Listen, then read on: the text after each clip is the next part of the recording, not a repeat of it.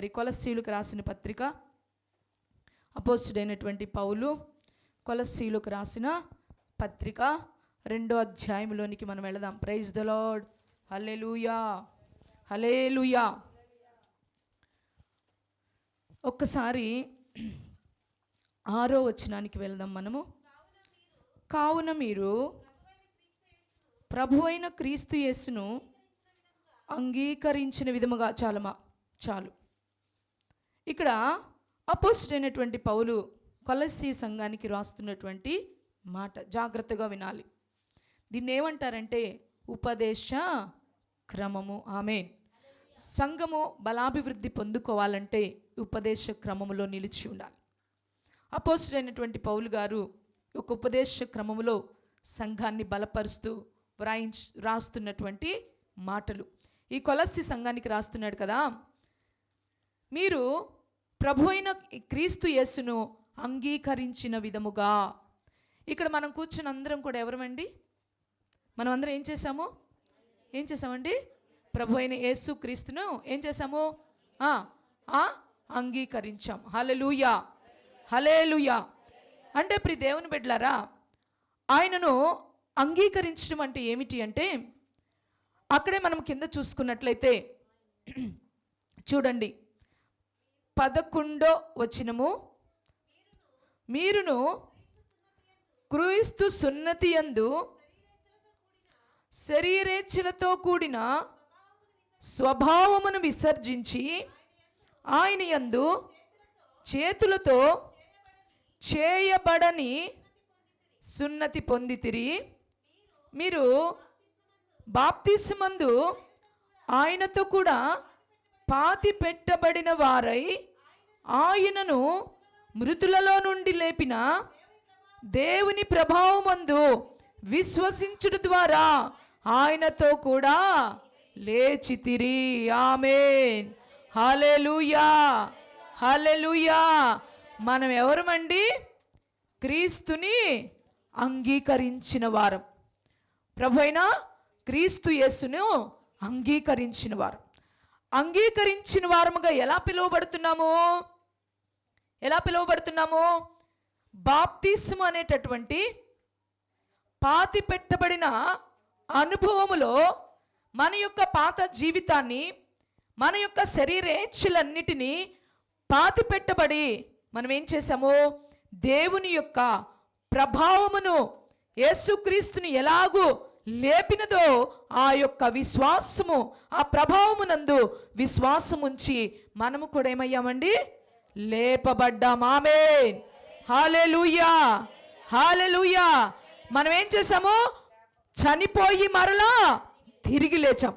పాపము అనే మరణములో నుండి చనిపోయి జీవము అనేటటువంటి దానిలో నుండి యేసుక్రీస్తు ప్రభువారి ద్వారా మనం ఏం చేశాము? లేపబడ్డాం. దేవుని బిడ్డలారా, లేపబడిన మనకు రెండవ మరణము లేదు. ఆమేన్. హల్లెలూయా. రెండవ మరణం ఏమిటి? ప్రభు అయిన యేసుక్రీస్తు వారు మరి భూమిపైకి దిగి వస్తూ సంఘాన్ని బూరం మ్రోగినప్పుడు సంఘం ఎత్తబడిన తరువాత మరి విడువబడిన వారు ఏం చేస్తారు? శ్రమలు పాలవుతారు. తర్వాత అంతా ముగించిన తర్వాత తీర్పు ఉంటుంది. తీర్పులో గొర్రెలను మేకలను దేవుడు ఏం చేస్తాడు? వేరు చేస్తాడు. వేరు చేసి పాపులను నీతిమంతులను వేరు చేసి ఏం చేస్తాడు? నీతిమంతులు ఎక్కడికి వెళ్తారు? పరలోక రాజ్యం, జీవ మార్గంలోనికి. తర్వాత పాపులు మరణ. అక్కడ ఏముంటుంది? పాతాళములో అగ్ని ఆరదు, పురుగు చావదు. అది రెండవ మరణం. ప్రియ దేవుని బిడ్డలారా, ఈనాడు ప్రభు అయిన యేసయ్య తండ్రి అయిన దేవుడు మనల్ని ఏం చేశాడు? ఆ రెండో మరణములోనికి వెళ్లకుండా ఈరోజు మనల్ని ఏం చేశాడండి? క్రీస్తును ధరించుకున్న వారముగా క్రీస్తు యేసునందు మనం ఏం చేశామండి? బ్రతికించబడ్డాం, తిరిగి లేచాం. ఆమేన్. ఎవరికి ఉందండి ఈ భాగ్యము లోకంలో? ఎంతమందికి ఉందండి ఈ భాగ్యము లోకంలో? ఈ విశ్వాస్యత ఎంతమందికి ఉంది హృదయంలో? ఎంతోమంది చదువుకున్న వాళ్ళు, ఎంతోమంది స్టేటస్ కలిగిన వారు, ఎంతోమంది లెజెండరీస్, ఎంతోమంది కోట్లాధిపతులు ఉన్న ఈ ప్రపంచంలో అల్పులమైన మనకు దేవుడేమిచ్చాడు? ఆ విశ్వాస్యతను ఇచ్చాడు. నేను క్రీస్తుతో కూడా లేపబడ్డాను. నేను క్రీస్తుతో కూడా లేపబడ్డాను కాబట్టి నాకు రెండవ మరణము లేదు. ఆమేన్. హల్లెలూయా, హల్లెలూయా. అపోస్తలుడైనటువంటి పౌలు గారు ఈ యొక్క కొలస్సీ సంఘానికి మీరు ప్రభువైన క్రీస్తు యేసును అంగీకరించిన విధముగా ఎలాగ అంగీకరించారో చక్కగా చెప్పాడు. అయితే దేవుని బిడ్డలారా, ఇక్కడ అపోస్తలుడైన పౌలు గారు సంఘానికి ఏం చెప్పదలుస్తున్నాడంటే, అంగీకరించిన మీరు ఎలా ఉండాలి, ఏమై ఉండాలో మాట్లాడుతూ ఉన్నారు. ఎప్పుడు కూడా ఉపదేశ క్రమం ఏమిటంటే, రక్షించబడిన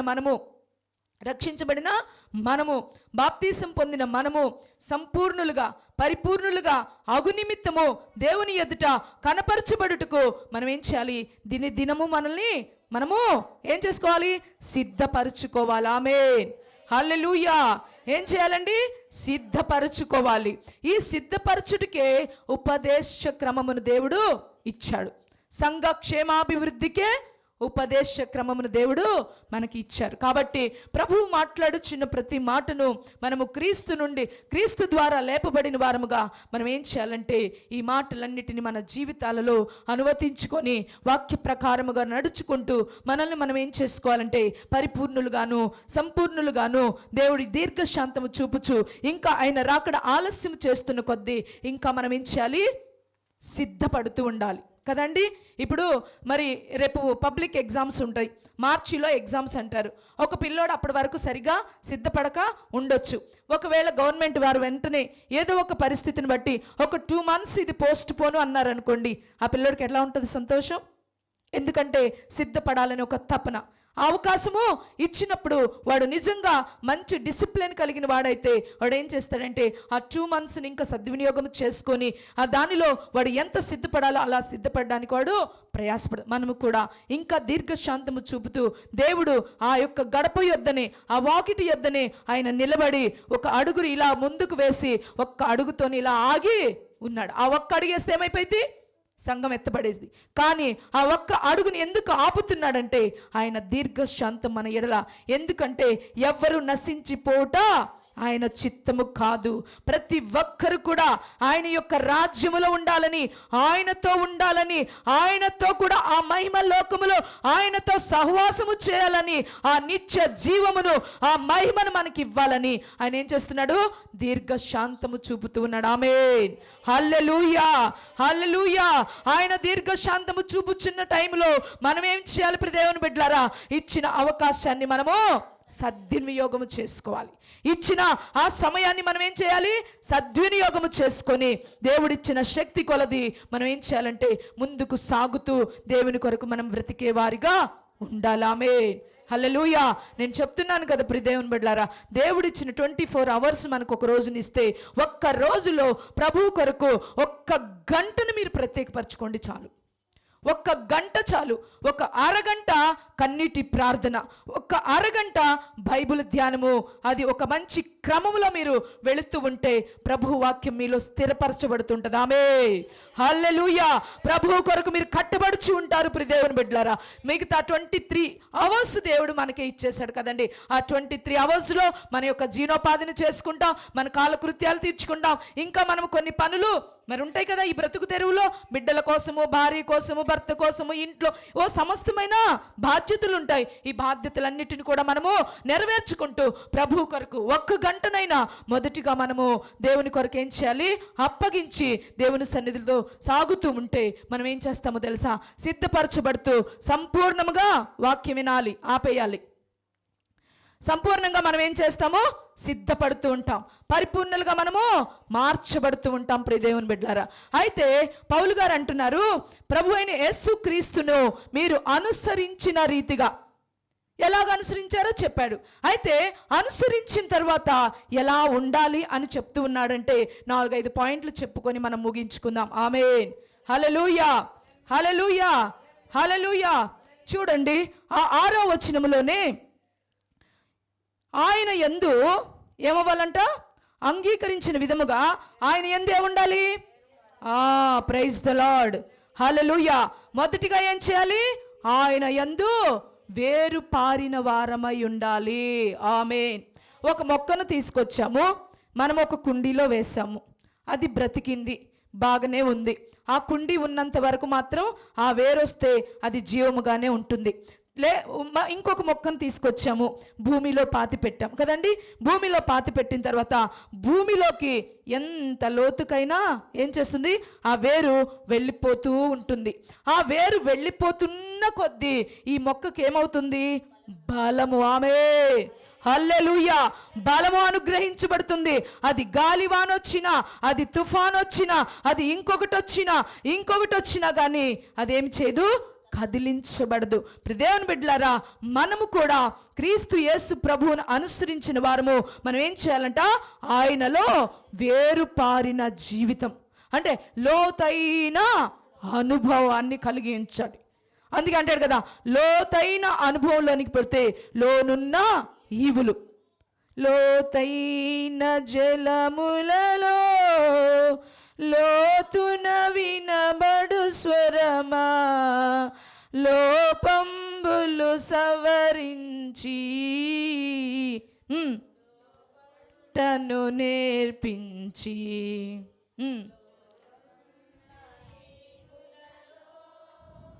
లోతైన నా బ్రతుకు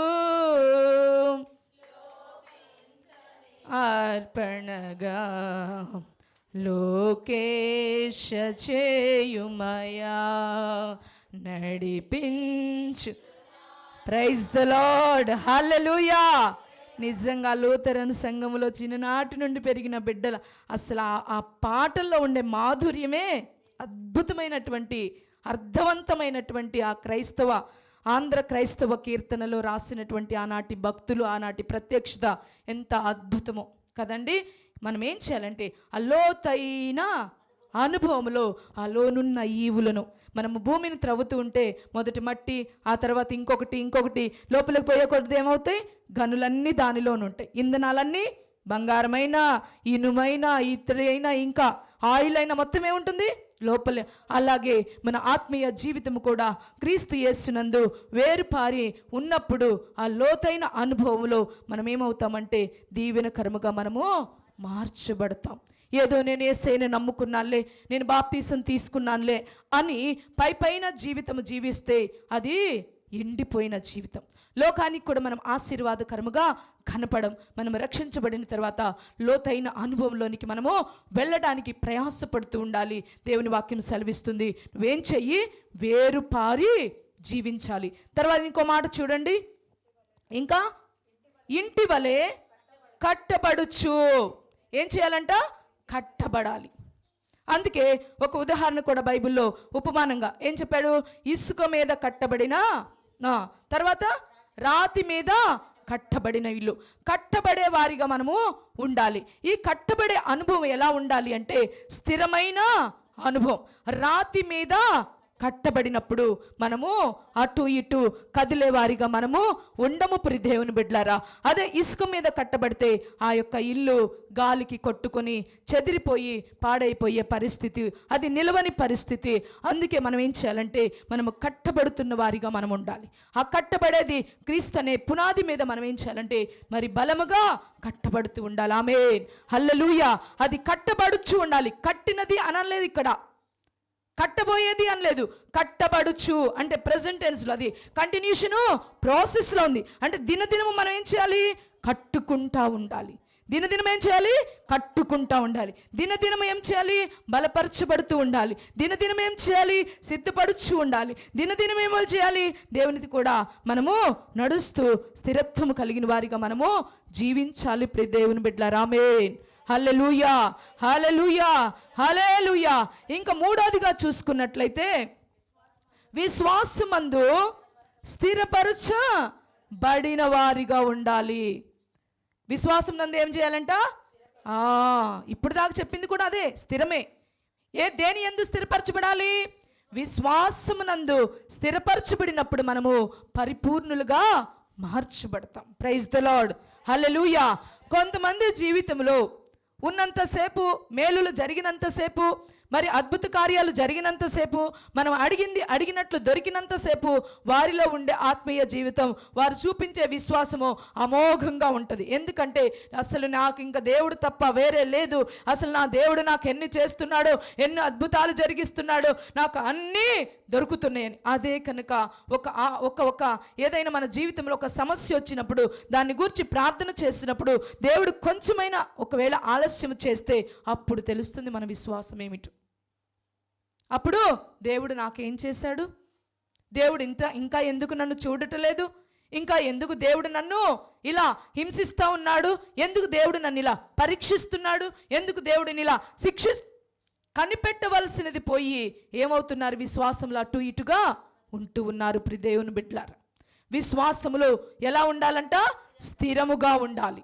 స్థిరమైన విశ్వాసం, కదలని విశ్వాసముతో మనము జీవించాలి. దేవుడున్నాడు, ఆయన నాకు చేస్తాడు, ఆయన నమ్మిన వారికి ఆయన ఎప్పుడు కూడా ఆయన ఇవ్వకుండా ఉండే దేవుడు కాదు.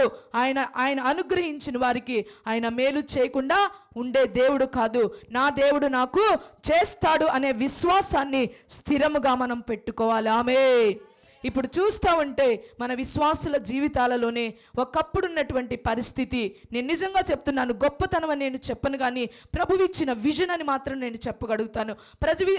ప్రభువిచ్చినటువంటి ఒక ఆలోచన అని మాత్రం చెప్పగలుగుతాను. ఇదిగో ఈ బిడ్డ రాబోయే కాలంలో ఇలాగూ చేస్తే ఈ బిడ్డ ఇలా దీవించబడిద్ది, ఇలా స్థిరపరచబడిద్ది అని ఒక ఆలోచన ప్రభువు నాకు పెట్టినప్పుడు, ఒక ఆలోచన నాకు ఇచ్చినప్పుడు, ఆ ఆలోచన వాళ్ళ మీద అప్లై చేసి వారికి చెప్పి వారిని నడిపించినప్పుడు సంవత్సరాలు గడిచిపోవచ్చేమో, కానీ ఈనాడు దేవుడు తన కార్యాలైన ఆమేన్, హల్లెలూయా, హల్లెలూయా. రోజులు గడుస్తున్న కొద్దీ ప్రభు ఏం చేస్తున్నాడు, విశ్వాసాన్ని బలపరుస్తూ బిడ్డల జీవితాలలో తన ఆశ్చర్య కార్యాలు జరిగిస్తూ వస్తూ సంతోషముతో నింపుతున్నాడు. ప్రియ దేవుని బిడ్డలారా, ఆమేన్, హల్లెలూయా.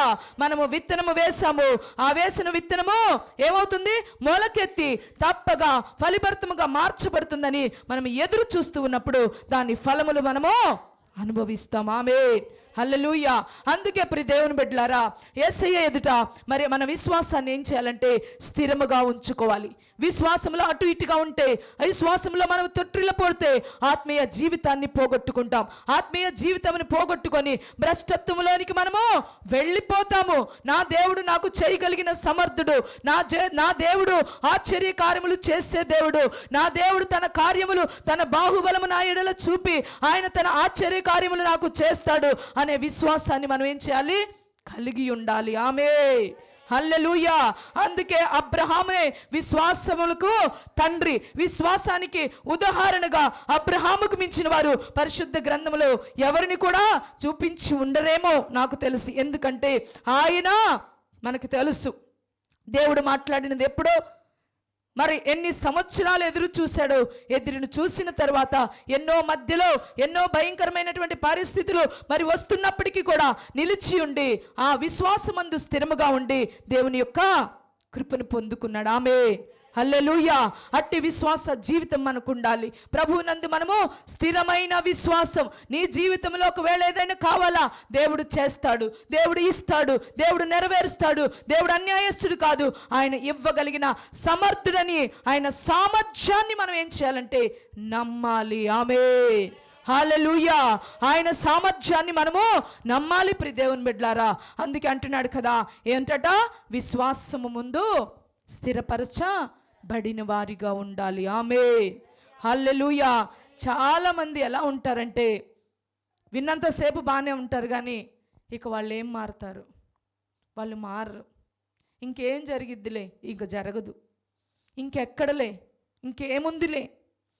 ఇదే ఒక అవిశ్వాసములోనికి పేతురు ఏం చేస్తున్నాడు, నడుచుకుంటా వస్తానని చెప్పింది ఎవరు, ఆయనే చెప్పాడు.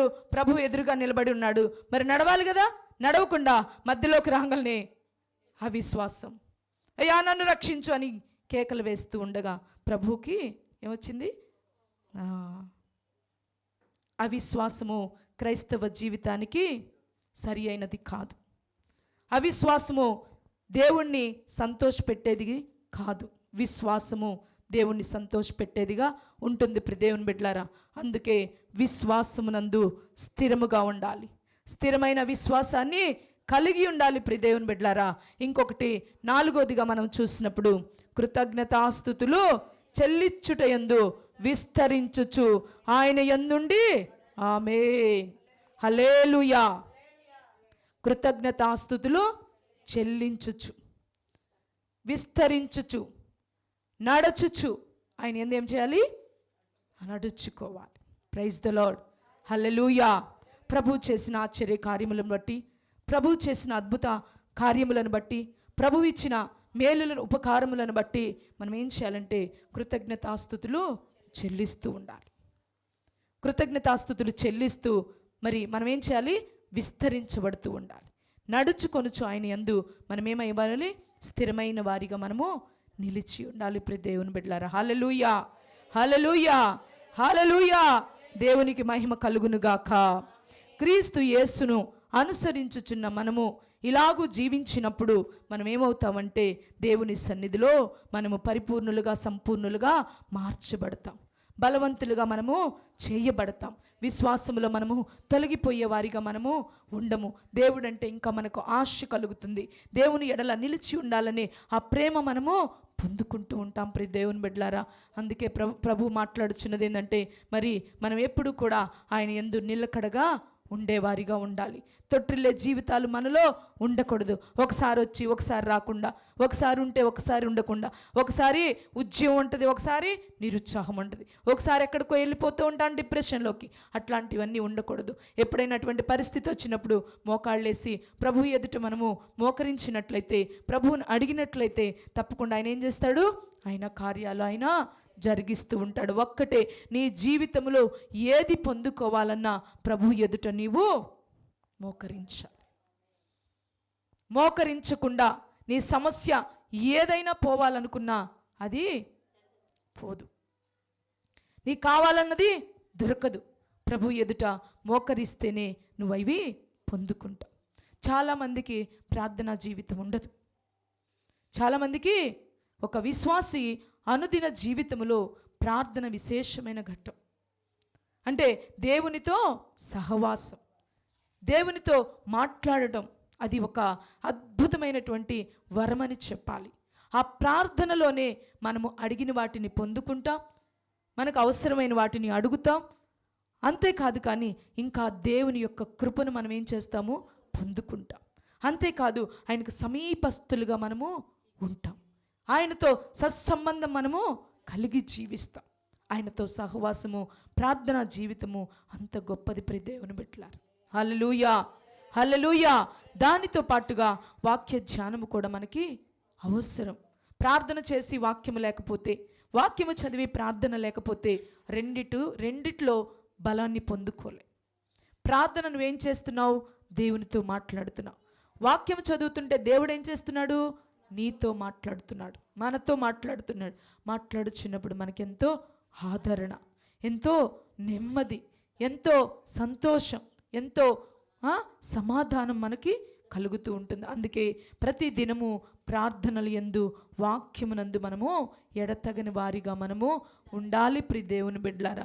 చాలామంది క్రీస్తుని మేము ధరించుకున్నాం, క్రీస్తుని అనుసరించున్నాం, విశ్వాసులుగా ఉన్నాం, బాప్తీసాలు తీసుకున్నాం అంటారు. కానీ క్రైస్తవ జీవితాన్ని అలాగూ మనము లోకానికి చూపించలే. అందుకంటాడు కదా, వెలిగించబడిన నీవు ఏం చేయాలి? వెలిగించబడిన నీవు ఆ వెలుగును లోకానికి చూపించాలి. అవి నీ సత్క్రియల ద్వారా చూపించాలని లేఖనాలు సెలవిస్తూ ఉంటున్నాయి. ఆమేన్ హల్లెలూయా. ఆ యొక్క దీపాన్ని తీసుకెళ్ళి మంచము కింద కాదు కానీ పెట్టేది, కొంచెము పైన దీపస్తంభము మీద పెట్టినప్పుడు అది లోకానికి అంతటికి కూడా వెలిగిచ్చేదిగా ఉంటుంది. అందుకే నువ్వు ఉప్పై ఉన్నావు అంటాడు దేవుడు. ఏమంటాడు? ఉప్పు. ఆమేన్. ఉప్పు అనేది దేనికి సాదృశ్యమో?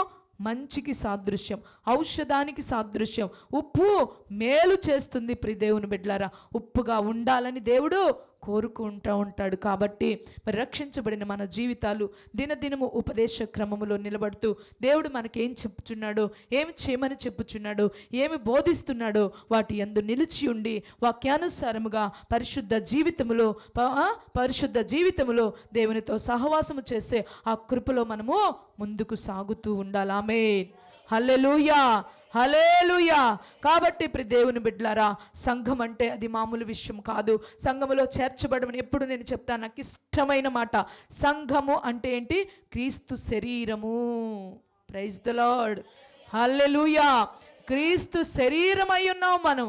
ఆయన శరీరములో అవయవములై ఉన్నాం. ఇంతమంది ఉన్నామంటే ఒక్కొక్కరు ఒక్కొక్క. ఆమేన్. హల్లెలూయా. హల్లెలూయా. ఒక్కొక్కరు ఏంటండి? ఒక్కొక్క అవయవమై ఉన్నాం. ఎంత గొప్ప భాగ్యం! క్రీస్తు శరీరములో మనం ఒక భాగమై ఉన్నామంటే మనం ఎంత ధన్యులమండి. అంతకు మించేముంటుంది? ఆయన శరీరములో ఉన్న ఆ భాగాన్ని ఆయన విడిచిపెడతాడా? ఆయన విడిచిపెడతాడా? ఆ భాగానికి ఏదొచ్చినా ఆయన వదులుతాడా? ఆయన విడిచిపెట్టడండి.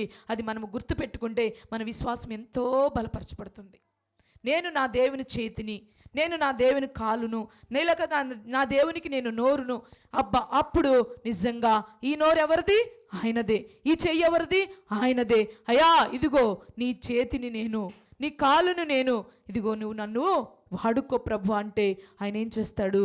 గొప్పగా ఆమె అసలు మనం ఏమై ఉన్నామో అది మనము మర్చిపోకూడదు. ఏం కాకూడదండి?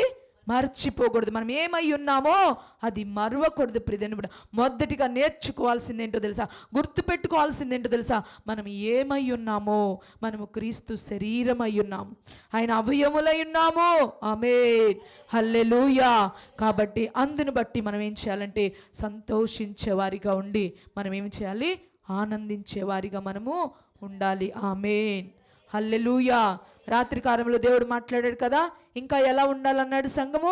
ఏంటి రిఫరెన్స్? రాత్రి ఏంటి రిఫరెన్స్? అపోస్తుల కార్యములు ఎన్నో అధ్యాయం? 16వ అధ్యాయంలో ఒకసారి చూడండి.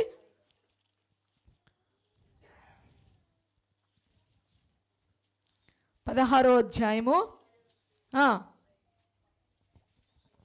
అది కాకుండా ఇంకుంది గమ్మా. వామ్మో దేవా, నీకు స్తోత్రములయ్యా. 9 ప్రైజ్ ద లార్డ్. హల్లెలూయా. వినిందంత ఎక్కడ పెడతారమ్మా దేవా? పెట్టమాకండి అమ్మాయి. తినింది చూడు, మనము పుష్టిగా తింటున్నప్పుడు అది అరిగి మన శరీరానికి బలం అనుగ్రహించకపోతే ఇంకేమైనా ఫలితం ఉంటుందా? తినదంతా ఎటు. కొంతమందికి తినగానే ఎక్కడికి వెళ్తారు? తినగానే వెళ్తారు. అది వాళ్ళకి వంట పట్టదట. ఇంక ఎంత తిన్నా వాళ్ళకి అమృతం పెట్టినా వ్యర్థమే, వారికి ఎంతటి బెస్ట్ ఫుడ్ ఇచ్చినా వ్యర్థమే కదా. అలాగే మనం కూడా వాక్యాన్ని ఏం చేస్తున్నాం? విడిచిపెట్టేవారిగా ఉంటే మనము ఏమి బలము పొందుకో.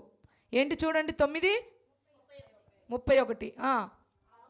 కావున యూదయ, గలిలయ, సమరయ దేశములందంతటా సంఘము క్షేమాభివృద్ధి నందుచు సమాధానము కలిగి ఉండెను. ప్రభునందు భయమును పరిశుద్ధాత్మ ఆదరణ కలిగి నడుచుకొనుచు విస్తరించుచు ఉండెను. ఇదిగో సంఘము, దేవుని అవయములు ఎలా ఉండాలి? విస్తరించాలంట. ఆదరణ, పరిశుద్ధాత్మ ఆదరణ, దేవుని యొక్క భయము, దేవుని యొక్క సమాధానము కలిగి మనము జీవించేవారిగా. Praise the Lord. హల్లెలూయా. వీటన్నిటిని మనం అనుసరిస్తూ ఉంటే బలమైన క్రైస్తవ జీవితాన్ని, బలమైన విశ్వాస జీవితాన్ని మనం ఏం చేస్తామో పొందుకునేవారిగా ఉంటాము. కాబట్టి దేవుడు ఈరోజు మనతో మాట్లాడిన రీతిగా ఆయన అంగీకరించిన మనము ఎలా ఉండాలో, మనం ఏమై ఉన్నామో అంగీకరించబడడం అంటే ఏమిటో దేవుడు ఈరోజు సూటిగా తేటగా మనతో మాట్లాడి ఉండగా ఇట్టి అనుభవమును ప్రభువా నాకు దయచేయమని దేవుడిచ్చిన మాటను బట్టి అందరం తలలు ఉంచినట్లయితే ప్రార్థన చేసుకుందాం.